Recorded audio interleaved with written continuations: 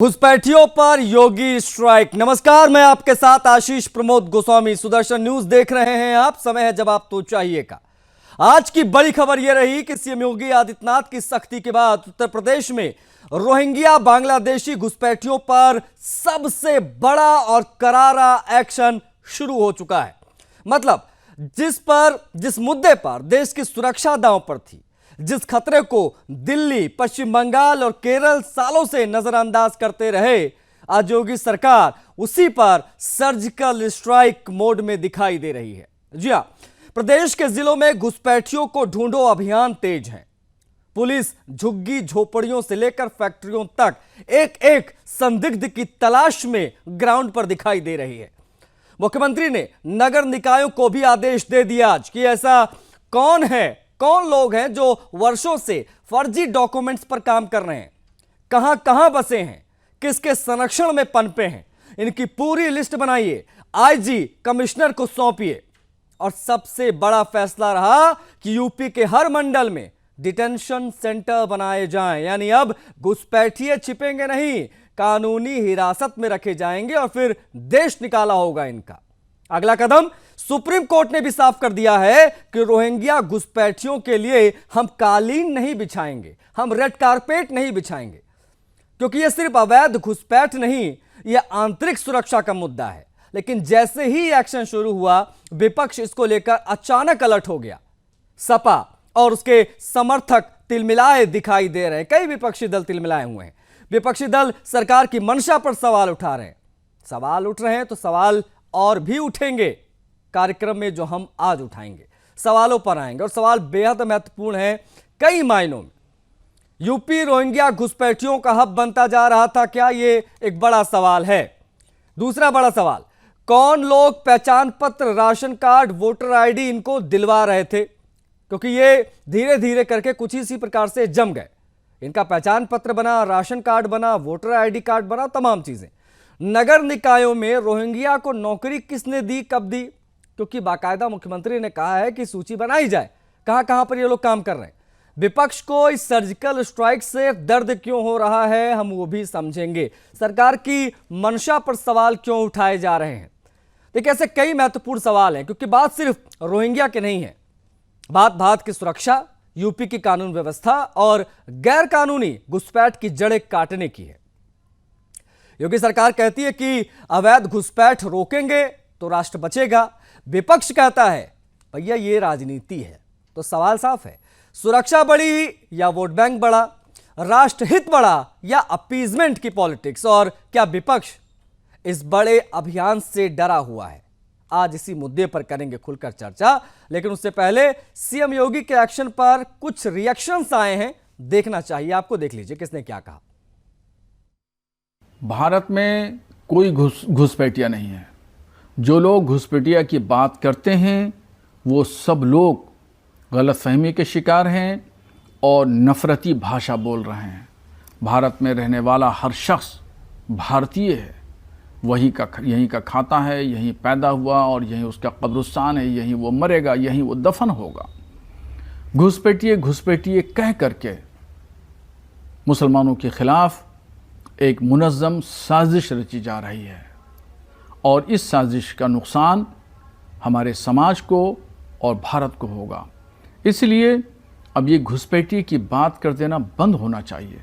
बंगाल और आसाम के हवाले से ज़्यादा तौर पर ये बातें फ़िरक़ा परस्त नज़रिया रखने वाले लोग करते हैं।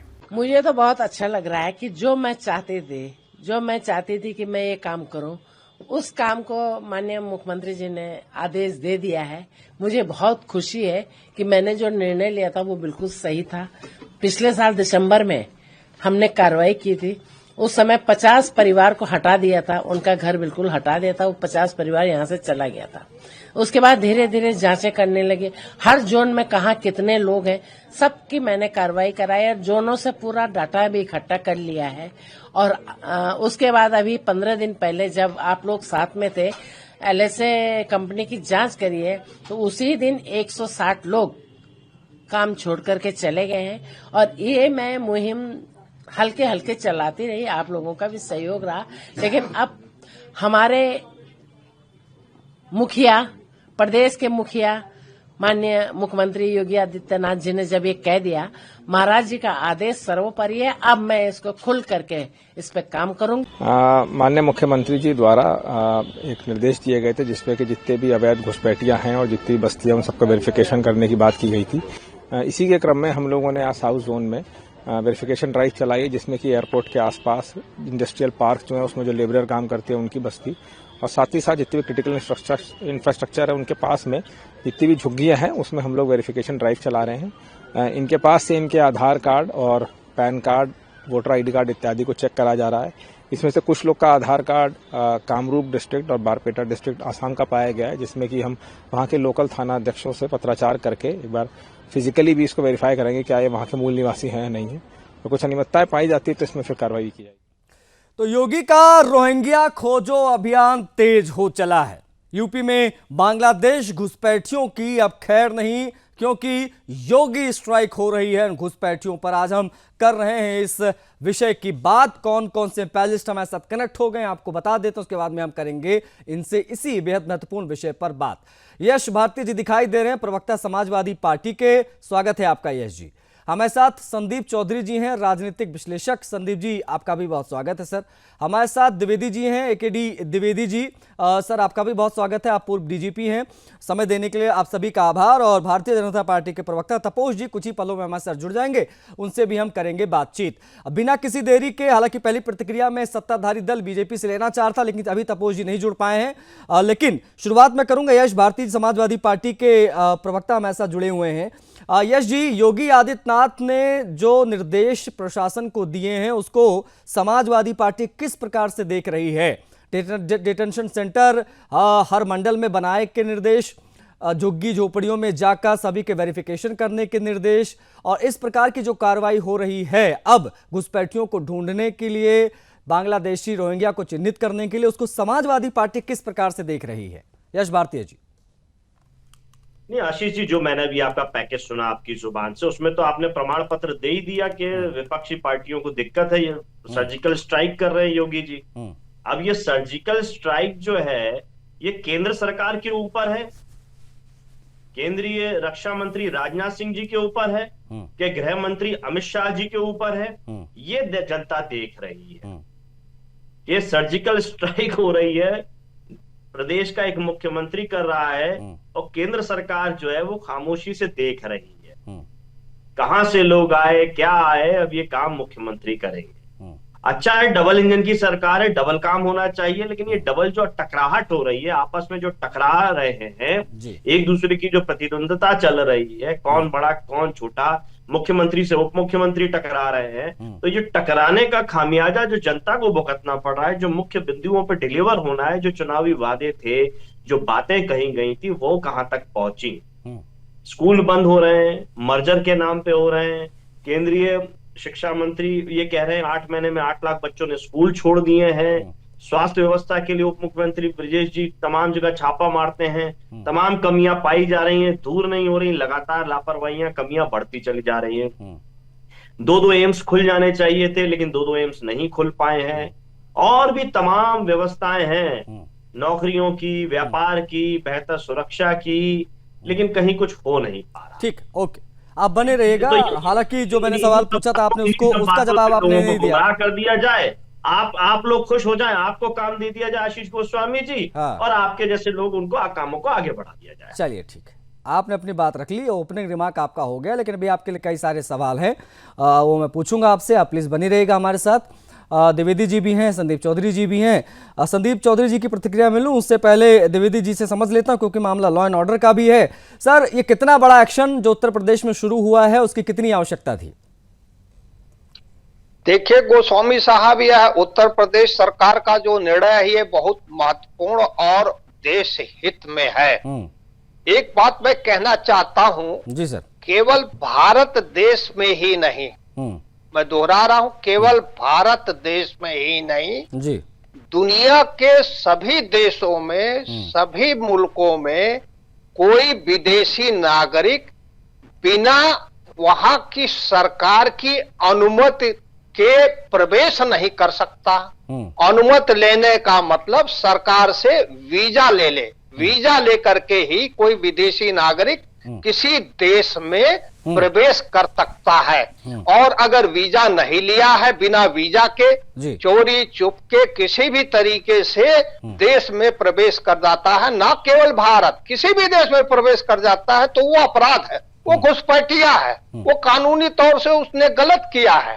तो भारत देश में भी पाकिस्तान है, बांग्लादेश है, म्यांमार है, अगर यहाँ का कोई भी नागरिक बिना भारत सरकार के वीजा या अनुमति के अवैध रूप से प्रवेश करता है, तो वो घुसपैठिया है, वो अपराधी है। हमारे देश में फॉरेनर्स एक्ट लागू है, तो फॉरेनर्स एक्ट के अनुसार अगर कोई अवैध रूप से भारत की सीमा में कहीं भी घुस गया है, रह रहा है, भेष छुपाकर, पहचान छुपाकर रह रहा है, तो वह अपराध कर रहा है, हमारे देश के कानून के हिसाब से अपराध कर रहा है।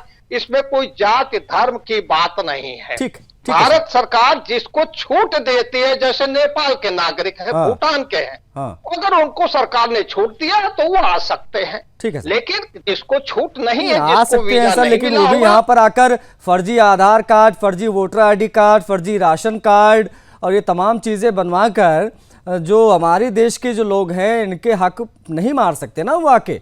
और ये जो पकड़ में आ रहे हैं, इनके पास से तमाम डॉक्यूमेंट्स मिल रहे हैं, इसलिए इनको अवैध बांग्लादेशी घुसपैठिया कहा जा रहा है। सवाल सर ये भी है कि तंत्र क्या कर रहा था, LIU क्या कर रहा था, पुलिस क्या कर रही थी जब ये फर्जी दस्तावेज बना रहे थे, हमारे आपके बीच रह रहे थे, मौज खा के जिंदगी जी रहे थे।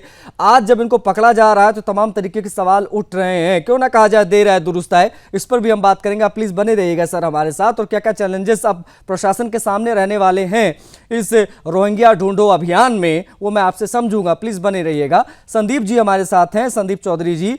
संदीप चौधरी जी, क्या ये मान लिया जाए कि प्रदेश में रोहिंग्या पूरे तंत्र के नाक के नीचे पनपते रहे और राजनीतिक दलों ने, कोई भी राजनीतिक दल हो, सपा हो, भाजपा हो, बसपा हो, अगर हम यूपी के परिप्रेक्ष्य में बात करें तो सिर्फ और सिर्फ इनकी अनदेखी की गई?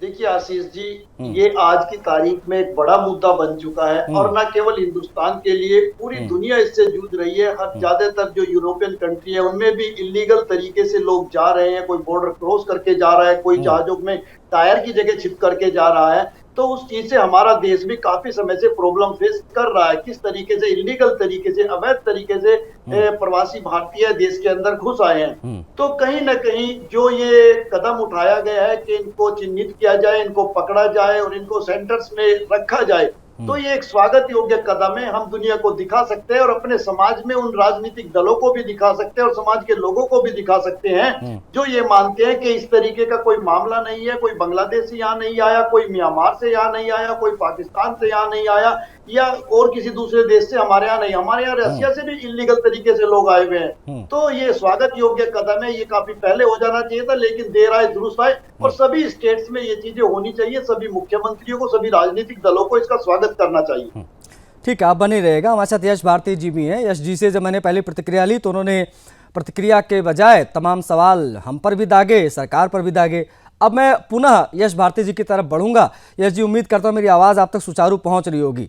सर, जब सरकार पूरे देश में या पूरे प्रदेश में रोहिंग्या मुक्त करने की दिशा में काम कर रही है, तो समाजवादी पार्टी की पहली प्रतिक्रिया समर्थन के बजाय सवाल वाली क्यों होती है? यश भारती जी। नहीं, देखिए, ये इस समय पे लाने वाली जो बात है, संदीप चौधरी साहब ने जो बात कही, मैं उनकी बात को आगे बढ़ाते हुए कह रहा हूं। जो टाइमिंग है वो टाइमिंग इसीलिए है कि SIR के माध्यम से ये संदेश देने की कोशिश की जा रही है कि हम जितने के नाम काटेंगे वो सब रोहिंग्या हैं, बांग्लादेशी हैं, विदेशी हैं, घुसपैठी हैं, और वो बात ढक जाए। केवल भारतीय जनता पार्टी अपने बचाव के लिए एक प्रोपेगेंडा चला रही है। मैंने इसीलिए कहा केंद्र सरकार क्या कर रही है। राजनाथ सिंह जी उत्तर प्रदेश से आते हैं, मोदी जी उत्तर प्रदेश से आते हैं। जब ये लोग उत्तर प्रदेश से आते हैं तो योगी आदित्यनाथ जी की डबल जिम्मेदारी नहीं हो जाती है कि पहले उनसे बात करके फिर पूरे बात को लागू करते? तो डबल ताकत जो डबल इंजन की होती तब काम हो पाता। लेकिन क्योंकि अभी SIR का मुद्दा चल रहा है तो राजनीति करनी है, लोगों को भ्रमित करना है, दिमाग में लोगों के बैठाना, और इसी SIR के डर के मारे जो तनाव अल्टीमेटली BLO के ऊपर आ रहा है, वो नौकरी छोड़ रहे हैं, आत्महत्या कर रहे हैं और तमाम तनावग्रस्त हो रहे हैं। तो ये दिख रहा है कि किस तरीके का काम भारतीय जनता पार्टी की सरकार करना चाहती है। वाकई में अगर उन्हें विदेशी घुसपैठियों की दिक्कत होती या उनको ये समस्या समझ में आती तो शेख हसीना जो बांग्लादेशी हैं वो भारत में नहीं होती। वो सबसे पहले उनको बांग्लादेश भेज देते कि भाई ये आपका आंतरिक मामला है, आप अपने आंतरिक मामले से निपटिए, हमारे देश में हम आपको पनाह नहीं देंगे। तो ये बांग्लादेश के नाम पे राजनीति करना, रोहिंग्यों के नाम पे राजनीति करना और तमाम चीजों पे जो बात मतलब करना अगर घुसपैठिए पकड़ने के प्रयास हो रहे हैं, डिटेंशन सेंटर बनाया जा रहा है, तो वो पॉलिटिक्स है, आप ये कह रहे हैं? सुन तो लीजिए, वो राजनीति से प्रेरित ना। अरे ऑपरेशन सिंदूर में बड़ा तादाद पे काम किया गया, पाकिस्तान पे प्रतिबंध लगा दिया। कब धीरे से पाकिस्तानी पत्रकारों को छूट दे दी गई, आपको पता चला? ये कौन सा पाकिस्तानी प्रेम है भारतीय जनता पार्टी की, केंद्र की मोदी सरकार का, कि जनता को आप पाकिस्तान के खिलाफ कर रहे हो और आप पत्रकारों को बुला करके अपना मीडिया कवरेज कराना चाहते हो, अपनी वाहवाही दिखवाना चाहते हो। जब पाकिस्तान का बहिष्कार कर रहे हो, आप कह रहे हो हमने पानी बंद कर दिया और पत्रकार और पास से पत्रकार को आने दिया आपने, तो ये नीति जो है अस्पष्ट भारतीय जनता जैसे पार्टी आपने की आरोप रहती है लगाए ना कि अभी समय यश समय पे भारती जी, केवल सुनिए अपने को यश भारती जी, उपयोग जो करने के आपने काम आरोप लगाए अभी, ये तमाम बातें जो आपने की, अभी तो बीजेपी के प्रवक्ता हमारे साथ नहीं जुड़ पाए हैं, लेकिन जो मैं बाकी डिबेट्स करता हूं, सुनिए आप बेहतर विश्लेषण कर रहे हैं। सुनिए यश जी, अब वो तो खैर अब आप क्या बचाए, अब आप घूम फिर के एंकर को टारगेट करेंगे, वो तो हर समाजवादी पार्टी का प्रवक्ता करता है, कांग्रेस का प्रवक्ता करता है। नहीं, मैं समझ रहा हूँ, आप लोगों की मजबूरी समझ रहा हूँ, लेकिन कोई मसला नहीं, आप करते रहिए। सुन लीजिए, क्या मजबूरी है? अरे यश जी, हमारी कोई मजबूरी नहीं भाई, मैं तो आपसे नॉर्मल सवाल पूछ रहा हूँ। अभी चूंकि बीजेपी के प्रवक्ता जुड़ नहीं पाए, लेकिन आप डिबेट्स में, यश जी सुन लीजिए, अब या तो आप लाइव कमेंट्री मेरे साथ करते रहेंगे, कोई मतलब है नहीं बात का, आप भी बोलते रहे, मैं भी बोलता रहूं, मैं सवाल पूछ लेता हूं, उसके बाद जवाब दे दीजिएगा। आप कह रहे हैं कि ये सब कुछ राजनीति हो रही है, लेकिन आज जब मैं बीजेपी के नेताओं से बात करता हूं, तमाम डिबेट्स में करता हूं, इसी चैनल पर, इसी शो में जवाब तो चाहिए में, तो बीजेपी के जितने प्रवक्ता वो आते हैं, वो ये कहते हैं कि इन लोगों का जो अब तक संरक्षण प्राप्त था इन लोगों को, वो हटने जा रहा है, इसलिए इनको दिक्कत हो रही है। यही लोग हैं, यानी समाजवादी पार्टी के लोग अपनी सरकारों के समय में इन्हीं घुसपैठियों का राशन कार्ड बनवाते थे, इन्हीं लोगों को नगर निकायों में नौकरियां देते थे, इन्हीं लोगों के वोटर आईडी कार्ड बनवाते थे अपना वोट बैंक मजबूत करने के लिए। अब जब उस पर एक्शन हो रहा है, इसीलिए सपा को तकलीफ हो रही है, कांग्रेस को तकलीफ हो रही है, बंगाल में टीएमसी को तकलीफ हो रही है।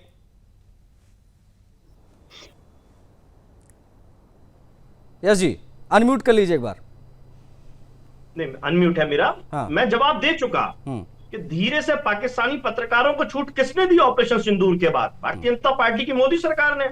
जवाब दिया तो मैंने। शेख ठीक है, जुड़ गए हैं बीजेपी के प्रवक्ता, जुड़ गए हैं यश भारती जी, उन्हीं से बात कर लेता हूं। हसीना को कौन बैठा के बैठा है? बांग्लादेशियों के नाम पे राजनीति करने वाली भारतीय जनता पार्टी, घुसपैठियों के नाम पे राजनीति करने वाली, कौन सहारा देके बैठा है बांग्लादेशियों के दुश्मन को? ठीक है, जो पूरा तपोज बांग्लादेश जी, आज योगी आदित्यनाथ जी ने जो निर्देश दिए हैं अपने पुलिस अधिकारियों को कि निकायों में काम कर रहे तमाम अवैध बांग्लादेशियों घुसपैठियों को चिन्हित करो, उनकी सूची बनाकर कमिश्नर और आईजी को दो, हर मंडल में डिटेंशन सेंटर बनाओ, और उसका असर भी दिखाई दे रहा है। सत्यापन की प्रक्रिया तमाम झुग्गी झोपड़ियों में, आज लखनऊ में भी देखने को मिली, बरेली में भी, तमाम जिलों में ये एक्शन हम देख रहे हैं। समाजवादी पार्टी इस पर कह रही है कि सिर्फ और सिर्फ घुसपैठ और बांग्लादेशियों के नाम पर भारतीय जनता पार्टी राजनीति कर रही है, अपने किए गए वादों से बचने के लिए, मुद्दों से ध्यान भटकाने के लिए इस प्रकार की पॉलिटिक्स बीजेपी कर रही है।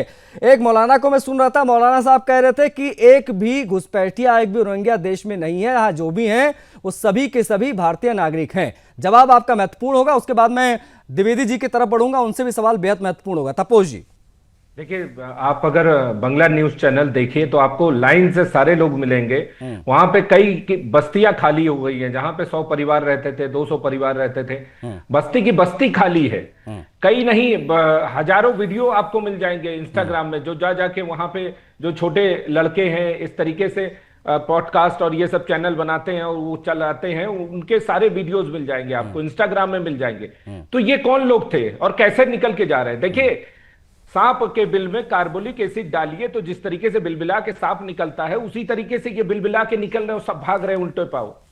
तो ये तो सारे जितने भी पॉलिटिकल पार्टी है उन सबको अप्रिशिएट करना चाहिए और कहना चाहिए कि इतने गजब का कार्य तो कभी हुआ ही नहीं है, क्योंकि हम सब तो भारतीय हैं और जो भारत के नहीं है वो यहाँ पे थे और यहाँ के सरकार चुनने का काम कर रहे थे वो, और इन पॉलिटिकल पार्टी के संरक्षण में कर रहे थे। आपके ही डिबेट में मैं था, मुझे याद है, देखिए उस दिन चर्चा यही हो रही थी कि सबसे पहले ज्योति बसु का स्टेटमेंट लीजिए। उन्होंने क्या कहा था कि जब बांग्लादेशी आ रहे हैं तो उनको मानवीय आधार पे उनको यहां पे रखना चाहिए, हमें मानवीय आधार सोचना चाहिए। अरे मानवीय आधार था तो फिर 3000 महिलाओं, हिंदू महिलाओं के साथ बलात्कार क्यों किए जाते हैं बांग्लादेश में? वो मानवीय आधार है क्या? जो हिंदुओं के मंदिरें तोड़े जाते हैं वो मानवीय आधार है क्या?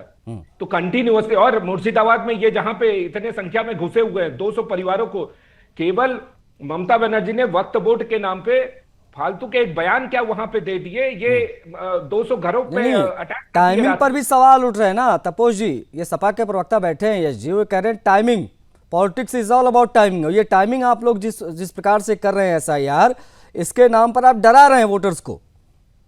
नहीं, अरे भाई वोटर्स को कौन डरा रहा है? वोटर्स तो बहुत सुदृढ़ हैं। डर वो लोग रहे हैं जिनका आधार चला जा रहा है। जो कम्युनिस्ट पार्टी ऑफ इंडिया ये सबसे पहले क्या करती थी, यहाँ पे कोई बॉर्डर निर्धारित था नहीं, वहां से बांग्लादेशियों को लाती थी, वोटिंग कराती थी, वापस छोड़ के आती थी। बाद में 2000, ये तो मेन जो पूरा बॉर्डर की ट्रीटी बनी वो 2016 के बाद बनी, जब मोदी जी वहां बांग्लादेश गए, 101 गांव की 110 गांव ऐसा था वो देख के आए, और 49 के आसपास गांव लेके आए। उसके बाद फिर बॉर्डर की बाकी जगहों पे फेंसिंग बनी। आज भी जो है नेचुरल कैलेमिटीज के कारण वहां पे कुछ जगहों पे बॉर्डर हो नहीं सकती, क्योंकि कभी कभी नदी उधर की तरफ शिफ्ट करती है, कभी इधर की तरफ शिफ्ट करती है। तो इन सब चीजों का फायदा ये उठाते हैं। आज भी जो है ममता बनर्जी ने कई स्पेस नहीं दिए जहां पे कि CRPF अपनी चौकी बना सके, तो बिना चौकी के वो जो है काम करते हैं। तो देखिए आज जो बार बार ये BLO पे आरोप लगा रहे हैं, 3 मुद्दे तो बहुत बड़े हैं भारत में इस समय। एक है कि आदमी के पास काम नहीं है, दूसरा है काम के लिए आदमी नहीं मिल रहे हैं, और तीसरा है काम के लिए रखे हुए आदमी किसी काम के नहीं है। तो आज दिक्कत इसी बात की है कि ये जिस तरीके के चीजों को रेस कर रहे हैं वो बहुत दुर्भाग्य। तपोश जी, सवाल तपोश जी ये भी है कि आज जिन निकायों से इनको चिन्हित करने के लिए कहा जा रहा है उत्तर प्रदेश के, उन निकायों में इनको नौकरी दी किसने? कैसे ये सरकार के नाक के नीचे, अब लंबा अरसा आप लोगों को भी हो गया, इतने डॉक्यूमेंट्स इनके कैसे बन गए? ये कैसे अब तक यहाँ पर काम कर रहे थे? इस प्रकार की अगर जांच हो रही है, अगर ये लोग पाए जाते हैं तो सवाल तो आप लोगों की व्यवस्था पर भी उठेगा ना। कैसे आप लोगों के नाक के नीचे इतने बड़े बड़े कांड हो गए? कैसे इनके वोटर ID कार्ड बन गए, इनके राशन कार्ड बन गए और तमाम चीज़ों का लाभ पाने लग गए? इस पर भी बात होगी, लेकिन प्लीज़ आप बने रहिएगा। हमारे साथ संदीप चौधरी जी भी हैं। संदीप चौधरी जी, आपने पूरी चर्चा सुनी होगी, बीजेपी की प्रतिक्रिया भी हमने सुना दी आपको सर, और समाजवादी पार्टी का तो क्या स्टैंड है वो आपने देख लिया है। जब सुप्रीम कोर्ट कह रही है कि ये लोग देश की सुरक्षा के लिए बहुत बड़ा खतरा है, इनके लिए हम रेड कार्पेट नहीं बिछाएंगे, तब किस नैतिकता के आधार पर या किस नैतिक आधार पर समाजवादी पार्टी या कांग्रेस पार्टी या TMC या तमाम विपक्षी दल इस प्रक्रिया का विरोध कर रहे हैं, और क्यों कर रहे हैं मैं आपसे समझना चाहूंगा बतौर एक राजनीतिक विश्लेषक। क्यों ऐसा हो रहा है जरा बताइए, और एक ही चीज ये भी क्लियर कर दीजिए, देश की सुरक्षा बड़ी है या वोट बैंक, राष्ट्रहित बड़ा या अपीजमेंट? संदीप चौधरी जी। आशीष जी, इसमें कोई दो राय नहीं कि देश हित सबसे बड़ा है, इससे ऊपर कुछ भी नहीं है। और आपको ये भी समझना पड़ेगा, हमारे देश में राजनीतिक दल सबसे पहले अपना भला देखते हैं, अपने वोट बैंक को देखते हैं, उसके बाद वो कोई स्टेटमेंट देते हैं। तो कहीं ना कहीं रोहिंग्या के पीछे एक मुस्लिम वोट बैंक है। जिन जिन दलों का अपना मुस्लिम वोट बैंक है, उनको ऐसा लगता है कि कहीं ऐसा ना हो रोहिंग्या को निकालने के चक्कर में या बांग्लादेशियों को निकालने के चक्कर में या पाकिस्तानियों को निकालने के चक्कर में हमारे वोट बैंक पर कोई असर पड़े, या हमारे वोट बैंक का नेगेटिव एक असर हमारी पार्टी पर पड़े। तो इसलिए कहीं ना कहीं वो फिर राष्ट्र हित को छोड़ करके फर्स्ट उनके लिए पार्टी हित और अपना हित आ जाता है। इसलिए इस तरीके की चीजें देखनी पड़ती हैं और हमें सोचने को मिलती है, जबकि स्ट्रेट फॉरवर्ड एक लाइन होनी चाहिए किसी भी दल की, चाहे वो पक्ष का है या विपक्ष का, कि देखिए देश की सुरक्षा के साथ कोई कंप्रोमाइज नहीं किया जाएगा। विदेशी कोई भी हो, किसी भी देश का हो, उसको पकड़ना है और उसको वापस भेजना है। अमेरिका ने हमारे हिंदुस्तानियों का एक जहाज भर के हिंदुस्तान में भेजा, आपको पता है, उसमें हिंदू भी थे, मुस्लिम भी थे, सिख भी थे, ईसाई भी, सभी तरीके के लोग थे, सभी जातियों के। वो सभी अवैध घुसपैठिए थे। हाँ बिल्कुल, वो सभी अवैध थे। तो हमें भी इसी तरीके से एक होकर काम करने की जरूरत है। कोई तो ऐसा प्लेटफॉर्म हो, कम से कम राष्ट्रहित ही एक ऐसा प्लेटफॉर्म हो जिसपे सभी राजनीतिक दलों का बिल्कुल क्लियर विजन हो। मुख्यमंत्री जी ने बहुत बड़ा संदेश दिया है, बहुत बड़ा संदेश दिया है। और उन्होंने ये जो निर्णय लिया है, शासन ने जो निर्णय लिया उत्तर प्रदेश में लागू करने के लिए, अब उत्तर प्रदेश की मशीनरी, जिसमें पुलिस के लोग, प्रशासन के लोग, नगर निकायों के लोग, सब लोग सम्मिलित होकर के शासन के जो निर्णय है उस निर्णय को लागू करेंगे। शासन का निर्णय लेने का हक माननीय मुख्यमंत्री जी को है, राजनेताओं को है, जो रूलिंग पार्टी के होते हैं, सत्ता में होते हैं। निर्णय को लागू करने प्रशासनिक व्यवस्था के मशीनरी के लोगों का है। अब इनको अक्षरशः उसका पालन करना है और लग करके जुट करके इसको लागू करना है। सबसे बड़ी बात होगी इनकी घुसपैठियों की सही पहचान करना कि कौन व्यक्ति है जो अवैध रूप से प्रदेश में रह रहा है। उसकी पहचान पुलिस के लोग भी करेंगे, प्रशासन के लोग भी करेंगे, नगर निकायों के भी लोग करेंगे। और पहचान होने के बाद अगर जरूरत पड़ी, अगर पहचान होने में, पुष्टि होने में जरूरत पड़ी, तो भारत देश के कई अन्य राज्यों में भी पुलिसकर्मी जाकर के उनके पते आदि का सत्यापन करेंगे। अगर यह पुष्टि हो जाएगी कि नागरिक अवैध रूप से रह रहा है, तो वो डिटेंशन सेंटर में रखा जाएगा और कानूनी प्रक्रिया के हिसाब से उसको वापस उसके देश भेज दिया जाएगा। जैसा कि मैं पहले स्पष्ट कर चुका हूं, कोई अवैध रूप से विदेशी नागरिक यहाँ रह रहा है तो वो फॉरेनर्स एक्ट का उल्लंघन भी कर रहा है, तो कायदे से उसके खिलाफ अपराध भी पंजीकृत होना चाहिए थाने पर, उसकी गिरफ्तारी होनी चाहिए। लेकिन आपराधिक मामलों में यह महत्वपूर्ण होता कि सरकार अगर चाहे तो अपराध पंजीकृत कराए अथवा अपराध पंजीकृत न कराए और डिटेंशन सेंटर में रख कर प्रक्रिया अनुसार उनको वापस भेजे।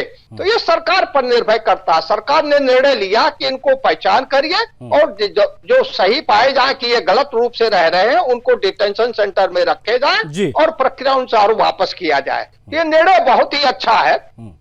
एक बात मैं सुन रहा था कि ये बेगम हसीना, वो बांग्लादेश की जो पूर्व प्रधानमंत्री साहब हैं, उनको भारत में रखा जा रहा है। मुझे बड़ा आश्चर्य हो रहा है ये सुन करके। जो है उनको जिन लोगों ने बांग्लादेश से हटाया, अवैध रूप से हटाया, जो वहां की सरकार है अवैध रूप से रह रही है, और वो शेख हसीना साहब, उनके पिता, ये सभी लोग भारत के प्रति मित्रवत रहे हैं। तो मित्रवत देश के राजनेताओं को पूरी दुनिया में, अकेले भारत नहीं, पूरी दुनिया में यथासंभव जो सहायता होता है वो दिया जाता है। बांग्लादेश की एक और नागरिक है तस्लीमा नसरीन साहब, डॉक्टर हैं, वो कई वर्षों से भारत सरकार से वीजा लेकर के भारत में रह रही, कोई दिक्कत नहीं है।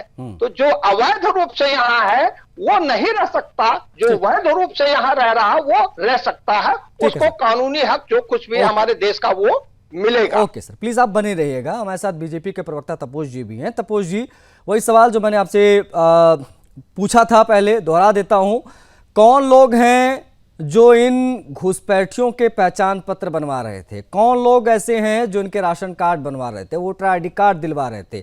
नगर निकायों में रोहिंग्या को नौकरी किसने और कब और कैसे दे दी? कौन इनको पाल पोस रहा था? जरा ये भी बता दीजिए, दर्शक जानना चाहता है। देखिए, अगर आप डिफरेंसेस देखिए, दो सरकारें हैं, टीएमसी है और यूपी की सरकार, योगी सरकार है। दोनों में आपको डिफरेंसेस दिख जाएंगे। योगी जी कह रहे हैं कि हम डिटेंशन सेंटर बनाएंगे, जो भी चिन्हित किए गए हैं उनको डिटेंशन सेंटर में डालेंगे, और जो भारतीय नहीं है वो भारतीय नहीं है, वो शत्रु हैं, वो कैसे घुसे भारत में। और वहीं पे ममता बनर्जी मंच सजा के, पहले तो उन्होंने पदयात्रा किया, पदयात्रा करने के बाद मंच सजाया, मंच सजा के मंच पर से बोल रही है कोई यहां से ना जाए।